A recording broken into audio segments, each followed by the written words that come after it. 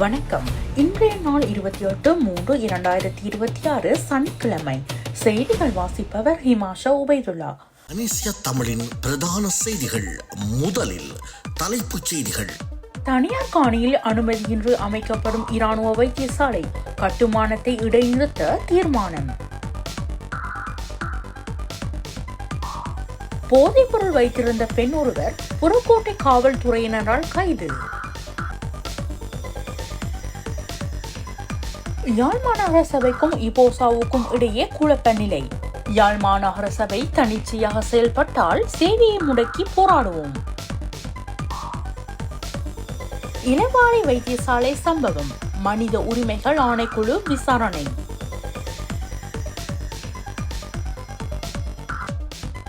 இந்தியாவில் பொது முடக்கம், எவ்வித உண்மையும் இல்லை. வளைகுடா பகுதி முழுவதும் உச்சக்கட்ட பதட்டம். குவைத் விமான நிலையத்தில் அடுத்தடுத்து ட்ரோன் தாக்குதல். தொடர்வது விரிவான செய்திகள். முதலில் தாயக செய்திகள். யாழ்ப்பாணம் வாசவிலான் பகுதியில் உள்ள தனியார் காணியில் எவ்வித அனுமதியின்றி அமைக்கப்படும் இராணுவ வைத்தியசாலை கட்டுமானங்களை இடைநிறுத்துவதற்கு யாழ் மாவட்ட ஒருங்கிணைப்பு குழு கூட்டத்தில் தீர்மானிக்கப்பட்டுள்ளது. விடுவிக்கப்படாத மக்களின் காணிகளுக்குள் அனுமதியின்றி இராணுவத்தால் வைத்தியசாலை அமைப்பது தொடர்பாக சுட்டிக்காட்டப்பட்டது. குறித்த விடயத்தை உடனடியாக நிறுத்த வேண்டும் என்று கூறி நாடாளுமன்ற உறுப்பினர் சிவஞானம் ஸ்ரீதரன் முன்மொழிந்த தீர்மானத்தை வலிகாமம் கிழக்கு பிரதேச சபை தவிசாளர் நிரோஷ் வழிமொழிந்த நிலையில் தீர்மானம் நிறைவேற்றப்பட்டது.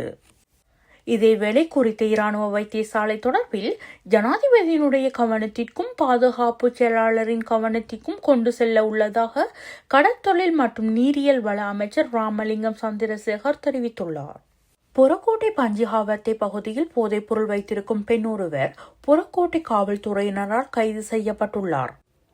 புறக்கோட்டை காவல் நிலைய அதிகாரிகள் குழுவுக்கு கிடைத்த இரகசிய தகவலின் அடிப்படையில் நடத்தப்பட்ட தேடுதல் நடவடிக்கையின் போது சந்தேக நபர் கைது செய்யப்பட்டுள்ளார். சந்தேக நபரிடமிருந்து 710 கிராம் ஐஸ் போதைப் பொருள், 934 கிராம் ஹெரோயின், 300 கிராம் ஹசிஸ், 300 போதை மாத்திரைகள், ஒரு மின்னணு தராசு, பணம் என்னும் இயந்திரம், போதைப்பொருள் கடத்தல் மூலம் சம்பாதித்ததாக நம்பப்படும் 8,59,730 ரூபாய் பணம் மற்றும் 6 கையடக்க தொலைபேசிகளும் கண்டெடுக்கப்பட்டதாக காவல்துறையினர் தெரிவித்துள்ளனர். மேலும் சந்தேக நபர் இன்று மாளிகாவத்தை நீதவான் நீதிமன்றத்தில் முன்னிலைப்படுத்தப்பட்ட உள்ள நிலையில் இதுகுறித்து மேலதிக விசாரணைகளை மேற்கொண்டு வருவதாகவும் புறக்கோட்டை காவல்துறையினர் தெரிவித்துள்ளனர். பொது வருட பண்டிகை காலத்தை முன்னிட்டு பொதுமக்களின் பாதுகாப்பை உறுதிப்படுத்தும் வகையில் நாடளாவிய ரீதியில் விசேட பாதுகாப்பு மற்றும் போக்குவரத்து திட்டங்கள் நடைமுறைப்படுத்தப்பட்டுள்ளதாக போக்குவரத்து மற்றும் வீதி பாதுகாப்புக்கு பொறுப்பான பிரதீப் காவல்துறை அதிபர் WPJ செனதீர தெரிவித்துள்ளார். குறித்த நடவடிக்கை ஏப்ரல் 1 முதல் செயல்படுத்தப்பட உள்ளது. அதன்படி பண்டிகை காலங்களில் போக்குவரத்து அதிகாரிகள் மற்றும் பாதுகாப்பு அதிகாரிகள் அதிக எண்ணிக்கையில் சேவையில் ஈடுபடுத்தப்படுவார்கள் என்றும் தெரிவித்துள்ளார். இந்த சிறப்பு நடவடிக்கை ஏப்ரல் 1 முதல் செயல்படுத்தப்பட்டு பண்டிகை காலம் முடிந்து மக்கள் தங்கள் கிராமங்களிலிருந்து நகரங்களுக்கு திரும்பும் வரை செயல்படுத்தப்படும் என பிரதீப் காவல்துறை அதிபர் மேலும் தெரிவித்துள்ளார். நாட்டில் நிலவி வரும் எரிபொருள் சிக்கலின் மத்தியில் வரக்காபொல மஹேனா பகுதியில் அனுமதியின்றி அதிகளவு டீசலை சேமித்து வைத்திருந்த சந்தேக நபர் ஒருவரை வரக்காபொல காவல்துறையினர் கைது செய்துள்ளனர். கேகாலை பிரதேச குற்றப்புலனாய்வு பணியக அதிகாரிகளுக்கு கிடைத்த இரகசிய தகவலின் அடிப்படையில் முன்னெடுக்கப்பட்ட விசேட சோதனையின் போது இந்த டீசல் இருப்பு கண்டுபிடிக்கப்பட்டது. இதன்போது உரிய அனுமதி பத்திரமின்றி மறைத்து வைக்கப்பட்டிருந்த 1235 லிட்டர் டீசல் காவல்துறையினரால் கைப்பற்றப்பட்டுள்ளது. யாழில் களவாடப்பட்ட 14 பவுண்ட் தங்க நகைகள் காவல்துறையினரால் மீட்கப்பட்டுள்ளன. யாழ் குற்றத்தடுப்பு காவல்துறையினரால் நேற்றைய தினம் நகைகள் மீட்கப்பட்டுள்ளன. சம்பவம் தொடர்பில் மேலும் தெரிய வருகையில் குறித்த பகுதியில் வசிக்கும் கணவனும் மனைவியும் பணி நிமித்தம் பகலில் வீட்டில் இருப்பதில்லை. அதனால் வீட்டை பராமரிப்பதற்கென பணிப்பெண் ஒருவரை சம்பளத்திற்கு அமர்த்தியுள்ளனர். இவ்வாறான நிலையில் வீட்டிலிருந்த 14 பவுண்ட் நகைகள் காணாமல் போயுள்ளன. இதையடுத்து அந்த நகைகள் களவாடப்பட்டிருக்கலாம் என யாழ்ப்பாணம் காவல்துறை குற்றத்தடுப்பு பிரிவில் முறைப்பாடு பதிவு செய்துள்ளனர். இதன் பின்பு விசாரணைகளை துரிதகதியில் முன்னெடுத்த காவல்துறையினர் வீட்டில் பணிப்பெண்ணாக இருந்த 53 வயதான பெண்ணை கைது செய்துள்ளனர். இதன்போது அவரிடமிருந்து களவாடப்பட்ட 14 பவுண்ட் நகைகளும் மீட்கப்பட்டுள்ளமை குறிப்பிடத்தக்கது. யாழில் இப்போசாவின் இறைமையிலுள்ள நிலப்பரப்பில் அமைக்கப்பட்டுள்ள பொது மலசல கூடத்தை நிர்வகிப்பது தொடர்பில் யாழ் மாநகர சபைக்கும் இப்போசாவுக்கும் இடையே ஏற்பட்டுள்ள குழப்ப நிலை இன்று பெரும் பிரச்சனையாக மாறியதால் யாழ் மத்திய பேருந்து நிலையத்தில் சில மணி நேரம் பெரும் பரபரப்பு ஏற்பட்டது. இன்று காலை யாழ் மாநகர சபையின் ஊழியர்கள் குறித்த மலசல கூடத்திற்கு நீர் இணைப்பை வழங்கும் நோக்குடன் சென்றிருந்த நிலையில் அவர்கள் இப்போசா சபையினரால் தடுக்கப்பட்டதை அடுத்தே பிரச்சினைகள் உருவானது. இந்நிலையில் கடந்த 13ஆம் தேதியன்று குறித்த மலசல கூட தொகுதியை குத்தகைக்கு விடுவதற்கான விண்ணப்பத்தை யாழ் மாநகர சபை பத்திரிகை மூலம் கோரியிருந்தது. இது குறித்த தரப்புக்கும் கடிதம் அனுப்பியுள்ளது. இதற்கு குறித்த நிலப்பரப்பை யாழ் பிரதேச செயலகம் தம்மிடம் பாரப்படுத்தியுள்ளதாக மாநகர சபை தெரிவித்துள்ளதாக கூறப்படுகின்றது. எமக்குரிய நிலப்பரப்பில் அமைக்கப்பட்டுள்ள இந்த பொது மலசல கூடத்தை தன்னிச்சையாக நிர்வகிக்க மாநகர சபை முயன்றால் நம் சேவையை முடக்கி போராடி எமக்கான நீதியை பெறுவோம் என்றனர். இம்மாதம் மாதாந்திர எரிபொருள் விலை திருத்தம் மேற்கொள்ளப்படாது என இலங்கை பெட்ரோலிய கூட்டுத்தாபனம் தெரிவித்துள்ளது. இலங்கை பெட்ரோலிய கூட்டுத்தாபனம் இன்று ஏற்பாடு செய்துள்ள சிறப்பு செய்தியாளர் சந்திப்பு தற்போது அரசாங்க தகவல் திணைக்களத்தில் நடைபெற்று வருகின்றது. இதன்போது ஊடக சந்திப்பில் பங்கேற்ற இலங்கை பெட்ரோலிய கூட்டுத்தாபனத்தின் தலைவர் இந்த அறிவிப்பை வெளியிட்டுள்ளார். உலக சந்தையில் நிலவும் கச்சா எண்ணெய் விலையின் அடிப்படையில் எதிர்காலத்தில் விலை திருத்தம் குறித்து அரசாங்கம் முடிவெடுக்கும் என்று தலைவர் கூறியுள்ளார். மார்ச் மாதத்தில் எரிபொருள் விலை திருத்தம் இதற்கு முன்னர் 3 முறை மேற்கொள்ளப்பட்டது. எனவே எதிர்காலத்தில் நாட்டிற்கு வரவிருக்கும் எரிபொருள் கப்பல்களை கருத்தில் கொண்டு ஜூன் முதல் வாரம் வரை நாட்டில் 92 மற்றும் 95 ஆக்டேன் பெட்ரோல் போதுமான அளவில் கையிருப்பு இருக்கும் என்று தெரிவித்துள்ளார். வெளிநாடுகளுக்கான இலங்கை தூதுக்குழுக்களின் தலைவர்களாக புதிதாக நியமிக்கப்பட்டுள்ள இராஜதந்திரிகள் பிரதமர் கலாநிதி ஹரிணி அமரசூரியாவை பிரதமர் அலுவலகத்தில் சந்தித்து கலந்துரையாடினர். மலேசியாவுக்காக இலங்கை உயர்ஸ்தானியராக நியமிக்கப்பட்டுள்ள தர்ஷன் எம் பெரேரா, ஆஸ்திரியா மற்றும் புரூன் தூதுவராக நியமிக்கப்பட்டுள்ள டயனி மெண்டிஸ், எத்தியோப்பியா மற்றும் ஆப்பிரிக்கா ஒன்றியத்திற்கான இலங்கை தூதுவராக நியமிக்கப்பட்டுள்ள NID பரணவிதான,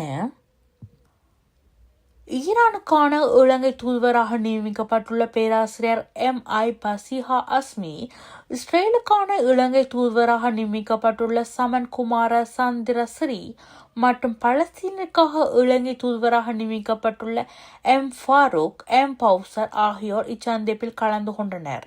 புதிதாக நியமிக்கப்பட்டுள்ள தூதுக்குழு தலைவர்களுக்கு தனது வாழ்த்துக்களை தெரிவித்த பிரதமர் கலாநிதி ஹரிணி அமரசூரியா இலங்கையின் தேசிய நலன்களை முன்னெடுப்பதில் அவர்களின் பணிகளின் முக்கியத்துவத்தை வலியுறுத்தினார். அத்துடன் நாட்டின் சமூக பொருளாதார அபிவிருத்திக்கு பங்களிப்பு செய்வதில் அவர்களின் கூட்டு பொறுப்பு குறித்தும் பிரதமர் சுட்டிக்காட்டினார். யாழில் இளைஞர் ஒருவர் கத்திக்குத்து தாக்குதலுக்கு உள்ளாகியுள்ளார். தாக்குதலுடன் தொடர்புடைய குற்றச்சாட்டில் அதே பகுதியைச் சேர்ந்த மற்றொரு இளைஞரும் கைது செய்யப்பட்டுள்ளார். சம்பவம் தொடர்பில் மேலும் தெரிய வருகையில் குருநகர் பகுதியில் 2 இளைஞர்கள் போதையில் வர்த்தகத்தில் ஈடுபட்டுள்ளனர். இதன்போது ஒருவர் தான் மறைத்து வைத்திருந்த கத்தியை எடுத்து மற்றையவர் மீது சராமரியாக குத்தியுள்ளார். இதையடுத்து படுகாயமடைந்த இளைஞனை அங்கிருந்தவர்கள் மீட்டு யாழ் போதான வைத்தியசாலையில் அனுமதித்துள்ளனர். இதன் பின்பு சம்பவம் தொடர்பில் யாழ்ப்பாண காவல்துறையினருக்கு அறிவிக்கப்பட்ட நிலையில் சம்பவ இடத்திற்கு விரைந்த காவல்துறையினர் தாக்குதலுடன் தொடர்புடைய இளைஞனை கைது செய்துள்ளனர். கைது செய்யப்பட்ட இளைஞனை யாழ்ப்பாண காவல் நிலையத்தில் தடுத்து வைத்து காவல்துறையினர் விசாரணைகளை முன்னெடுத்துள்ளமை குறிப்பிடத்தக்கது. கட்டுநாயக்க பண்டாரநாயக்க சர்வதேச விமான நிலையத்தில் உரிமை கோரப்படாத நிலையில் கைவிடப்பட்டிருந்த 13 பயண பொதிகளில் இருந்து சிகரெட்டுகள் மீட்கப்பட்டுள்ளதாக தெரிவிக்கப்பட்டுள்ளது. இந்த நடவடிக்கை நேற்றைய தினம் முன்னெடுக்கப்பட்டுள்ளது. இவ்வாறு மீட்கப்பட்ட 928 காட்டன் சிகரெட்டுகள் சுமார் 28 பில்லியன் ரூபாவுக்கும் அதிக பெறுமதியுடையது என விமான நிலைய சுங்க அதிகாரிகள் தெரிவித்துள்ளனர். சுங்க அதிகாரிகளின் கடுமையான சோதனை நடவடிக்கைகளுக்கு அஞ்சி அவற்றை வெளியே கொண்டு செல்ல முடியாத நிலையில் கடத்தல்காரர்கள் இந்த பயண பொதிகளை விமான நிலையத்திலே கைவிட்டு சென்றுள்ளனர் என்று தெரிவிக்கப்பட்டுள்ளது. கடந்த ஒரு மாத காலமாக சுங்க பிரிவினரின் பொறுப்பில் இருந்த இந்த பொதிகள் குறித்து எவரும் உரிமை கோரவில்லை. இதனை அடுத்து நேற்று குறித்த 13 பயண பொதிகளும் சுங்க அதிகாரிகளால் திறந்து சோதனைக்கு உட்படுத்தப்பட்டுள்ளன. இதன்போது அவற்றில் சுற்றமான முறையில் மறைத்து வைக்கப்பட்டிருந்த பாரிய அளவிலான சீக்ரெட் தொகையை அதிகாரிகள் மீட்டெடுத்தனர். யாழ்ப்பாணம் இளவாலை பிரதேச வைத்தியசாலையில் அவசர சிகிச்சைக்கு அழைத்து வரப்பட்ட மாணவன் அனுமதிக்கப்படாதது மற்றும் அங்கு வைத்தியர்கள் கடமையில் இல்லாதிருந்தது தொடர்பில் இலங்கை மனித உரிமைகள் ஆணைக்குழு விசாரணைகளை ஆரம்பித்துள்ளது. கடந்த வியாழக்கிழமை இளவாலை பகுதியில் உள்ள பாடசாலை ஒன்றில் கல்வி கற்கும் மாணவன் ஒருவன் திடீரென சுகையினம் காரணமாக மயங்கி விழுந்துள்ளார்.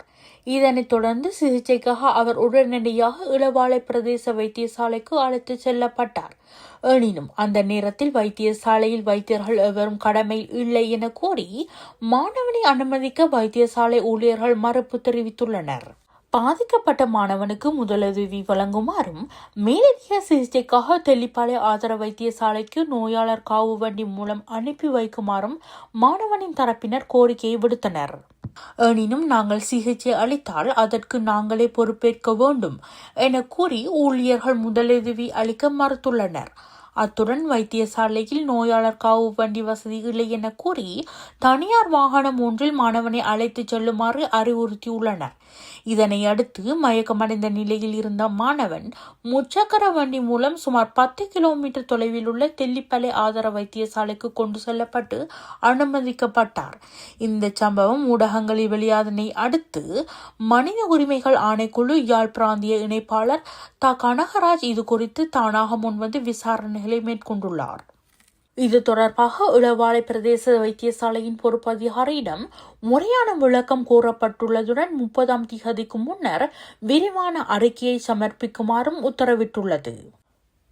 நாடாளுமன்ற பிரதி செயலாளர் நாயகம் சமிந்த குலரத்னவின் பணியிடை நிறுத்தத்தை சவாலுக்கு உட்படுத்தி தாக்கல் செய்யப்பட்ட மனுவில் பிரதிவாதியாக பெயரிடப்பட்டுள்ள சபாநாயகர் சார்பில் இன்று சட்டமா அதிபர் முன்னிலையாகாத நிலையில் சபாநாயகர் சார்பாக ஜனாதிபதி சட்டத்தரணி கே கணேஸ்வரன் மேன்முறையீட்டு நீதிமன்றில் முன்னிலையானார். சட்டவிரோதமான முறையில் நாடாளுமன்ற ஆலோசனை குழுவினால் குற்றப்பத்திரிகை தாக்கல் செய்யப்பட்டு பிரதி செயலாளர் நாயகம் சமிந்த குலரத்னவின் பணி இடைநிறுத்தத்தை சவாலுக்கு உட்படுத்தியே இந்த மனு தாக்கல் செய்யப்பட்டுள்ளது. இந்த மனு கடந்த முறை விசாரணைக்கு எடுத்துக்கொள்ளப்பட்ட போது சபாநாயகர் சார்பில் முன்னிலையான பிரதி சொலிசிஸ்டர் ஜெனரல் சயாஸ்ரீ நமோனி இந்த வழக்கை சமரசமாக முடிவுக்கு கொண்டு வருவது குறித்து பரிசீலிக்க தயாராக இருப்பதாக நீதிமன்றத்திற்கு தெரிவித்திருந்தார். அதன்படி சமரசத்திற்கான சாத்தியக்கூறுகள் குறித்து ஆய்வதற்காக மேன்முறையீட்டு நீதிமன்ற தலைவர் நீதி அரசர் ரவுஹந்த அபேசூரிய மற்றும் பிரியந்த பெர்னாண்டோ ஆகிய நீதி அரசர்கள் முன்னிலையில் இன்று இந்த மனு அழைக்கப்பட்டது. இதன்போது சட்டமா அதிபர் சார்பில் முன்னிலையான அரசு சட்டத்தரணி பிரதிவாதியான சபாநாயகர் சார்பில் தாம் முன்னிலையாக போவதில்லை என நீதிமன்றத்திற்கு அறிவித்தார். ஈரானுக்கு எதிராக அமெரிக்காவும் இஸ்ரேலும் மேற்கொண்ட இராணுவ நடவடிக்கைகளால் ஹோர்முஸ் நீரிழையில் ஏற்பட்ட கப்பல் போக்குவரத்து தடை உலக பொருளாதாரத்தில் கடுமையான தாக்கத்தை ஏற்படுத்தி வருகிறது. யூரியா, பொட்டாசியம், அமோனியா மற்றும் பொஸ்பரஸ் போன்ற உலகளாவிய விவசாய உர தேவைகளில் 1/3 பொதுவாக இந்த நீரிணை வழியாக கொண்டு செல்லப்படுகிறது. வட அரைக்கோளத்தில் மார்ச் மற்றும் ஏப்ரல் மாதங்கள் பெரும்போக செய்கை மேற்கொள்ளப்படுவதால் உர தட்டுப்பாடு காரணமாக ஆண்டின் பிற்பகுதியில் பயிர் விளைச்சல் குறைவதை நேரடியாக பாதிக்கும் என சுட்டிக்காட்டப்பட்டுள்ளது. உணவுப் பொருட்களில் விலைகளில் ஏற்படும் ஒட்டுமொத்த உயர்வால் மிக கடுமையாக பாதிக்கப்படும் நாடுகள் சாம்பியா 30.7% முதலிடத்திலும், இலங்கை 15.3% இரண்டாவது இடத்திலும், தாய்வான் 12.5% 4ஆம் இடத்திலும் மற்றும் பாகிஸ்தான் 11.4% 5ஆம் இடத்திலும் உள்ளது. தொடர்வது இந்திய செய்திகள். இந்தியாவில் பொது முடக்கம் அமல்படுத்தப்பட்டுள்ளது என வெளியாகும் தகவல்களில் எந்தவித உண்மையும் இல்லை என்று மத்திய அரசு அறிவித்துள்ளது. இவ்வாறு எந்த ஒரு திட்டமும் அரசின் பரிசீலனையில் இல்லை என்றும் மத்திய அமைச்சர் ஹர்தீப் சிங் பூரி திட்டவட்டமாக நேற்று தெரிவித்தார். மத்திய கிழக்கு போர்ச்சூழலில் எரிபொருள் மற்றும் எரிவாயு கடும் பற்றாக்குறை ஏற்பட்டு கொரோனா காலத்தின் போன்று பொது முடக்கம் அமல்படுத்தப்பட்டுள்ளது என சமூக ஊடகங்களில் செய்திகள் வெளியாகி வருகின்றன. இந்நிலையிலே மேற்படி தகவல்களை மத்திய அரசு திட்டவட்டமாக மறுத்துள்ளது. இது தொடர்பாக மத்திய பெட்ரோலியத்துறை அமைச்சர் ஹர்தீப் சிங் பூரி வெளியிட்டுள்ள எக்ஸ் பதிவில் உலகளாவிய நிலைமை தொடர்ந்து நிலையற்றதாகவே உள்ளது. எனவே எரிசக்தி விநியோக சங்கிலிகள் அத்தியாவசிய பொருட்கள் தொடர்பான கள நிலவரங்களை மத்திய அரசு உன்னிப்பாக கண்காணித்து வருகிறது. உலகளாவிய நிச்சயமற்ற தன்மையை எதிர்கொள்வதில் இந்தியா தனது திறனை தொடர்ந்து வெளிப்படுத்தியுள்ளது. மேலும் நாங்கள் சரியான நேரத்தில் திட்டமிட்ட முறையில் ஒருங்கிணைத்து செயல்படுவோம். இந்தியாவில் பொது முடக்கம் குறித்த வதந்தியின் முற்றிலும் பொய்யானவை இதை நான் தெளிவாக கூறுகிறேன் என்று தெரியப்படுத்தியுள்ளார். தொடர்வது உலகச் செய்திகள். ஓமான் கடற்கரைக்கு அப்பால் அமெரிக்கா கப்பலை தாக்கியதாக IRIC தெரிவித்துள்ளது. IRICயின் காதம் AIMBR ஹெட் குவார்ட்டர்ஸ் தலைமையில் ஒரு செய்தியாளர் ஓமான் நாட்டின் சலசலா துறைமுகத்தின் கணிசமான தூரத்தில் அமெரிக்க ராணுவ ஆதரவு கப்பலை ஈரான் படைகள் இலக்கு வைத்துள்ளது என்று குறிப்பிட்டுள்ளார். பகுதியளவில் அங்கீகரிக்கப்பட்ட தஸ்னம் நியூஸ் ஏஜென்சி செய்தியாளர் வெளியிட்ட அறிக்கையின் முன்னதாக அறிவித்தபடி சகோதர மற்றும் நட்பு நாடான ஓமானின் தேசிய இறையாண்மையை ஈரான் இஸ்லாமிய குடியரசு மதிக்கிறது என்றும் கூறப்பட்டுள்ளது. இதேவேளை SSW எனப்படும் மிகப்பெரிய விமான தாங்கி கப்பல் 80க்கும் மேற்பட்ட விமானங்களை ஏற்றிச் செல்லக்கூடிய கப்பல் ஒன்று மத்திய கிழக்கு நோக்கி செல்கிறது. ஈரான் போர் காரணமாக வளைகுடா பிராந்தியத்தில் ஏற்பட்டுள்ள எரிசக்தி விநியோக தடைகளை தொடர்ந்தும் ஜப்பான் அரசு தனது மசகு எண்ணெய் விலை நிர்ணய முறையில் ஒரு முக்கிய மாற்றத்தை பரிந்துரைத்துள்ளது. இதுவரை மத்திய கிழக்கு நாடுகளில் எண்ணெயை சார்ந்திருந்த துபாய் விலை நிர்ணய முறை பின்பற்றி வந்த ஜப்பான் சர்வதேச அளவில் அங்கீகரிக்கப்பட்ட பிரைட் முறைக்கு மாறுமாறு எரிபொருள் மொத்த விற்பனையாளர்களை கேட்டுக்கொண்டுள்ளது. பிப்ரவரி 28 அன்று தொடங்கிய போர் மற்றும் ஹார்மூஸ் நீரிணை முடக்கம் காரணமாக துபாய் மசகு எண்ணெய் சந்தையில் கடுமையான ஏற்ற இறக்கங்களை நிலவுவதாகவும் ஜப்பானிய எரிசக்தி பாதுகாப்பை உறுதிப்படுத்த இந்த ராஜதந்திரம் நகர்வு மேற்கொள்ளப்பட்டுள்ளது. இந்த மாற்றத்தின் மூலம் ஜப்பான் தனது எண்ணெய் இறக்குமதியை மத்திய கிழக்கு நாடுகளுக்கு அப்பால் அட்லாண்டிக் மற்றும் ஆப்பிரிக்கா பிராந்தியத்துக்கு விரிவுபடுத்த திட்டமிட்டுள்ளது.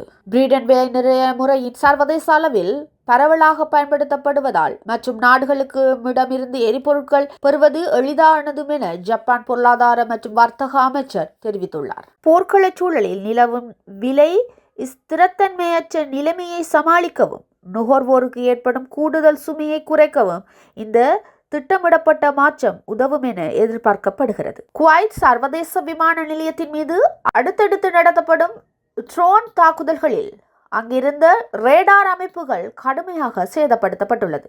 முக்கிய உட்கட்டமைப்புகள் சேதமடைந்த போதிலும் இந்த சம்பவத்தில் யாருக்கும் காயங்கள் ஏற்படவில்லை என்பதை சிவில் விமான போக்குவரத்து அதிகாரிகள் உறுதிப்படுத்தியுள்ளனர். இந்த தாக்குதல் வளைகுடா பிராந்தியத்தில் உள்ள முக்கிய உள்ளடக்கங்களை குறித்து நடத்தப்படுவதாக தெரியப்படுத்தப்பட்டுள்ளது. நிலையில் சனிக்கிழமை அதிகாலையில் குவைத் சர்வதேச விமான நிலையத்தை பல ட்ரோன்கள் தாக்குதலுக்கு உள்ளாக்குவதாகவும் அதன் ரேடார் அமைப்புகள் கணிசமான சேதத்தை ஏற்படுத்துவதாகவும் அவசரகால குழுக்களுக்கு சம்பந்தப்பட்ட அதிகாரிகளுக்கு உடனடியான சம்பவ இடத்திற்கு விரைந்ததாகவும் அந்நாட்டின் சிவில் விமான போக்குவரத்து ஆணையகம் அறிவித்துள்ளது. வளைகுடா பகுதி முழுவதும் பதற்றம் அதிகரித்துள்ள நிலையில் குவைத்தின் முதன்மை விமான போக்குவரத்து மையத்தின் மீதான இத்தாக்குதல் பதற்றத்தை அதிகரித்துள்ளது. இத்துடன் பனேசியா தமிழின் பிரதான செய்திகள் நிறைவு பெறுகிறது. செய்திகளை தொடர்ந்து பார்வையிட www.panesiatamil.tv என்ற இணையதளத்தை பார்வையிடவும்.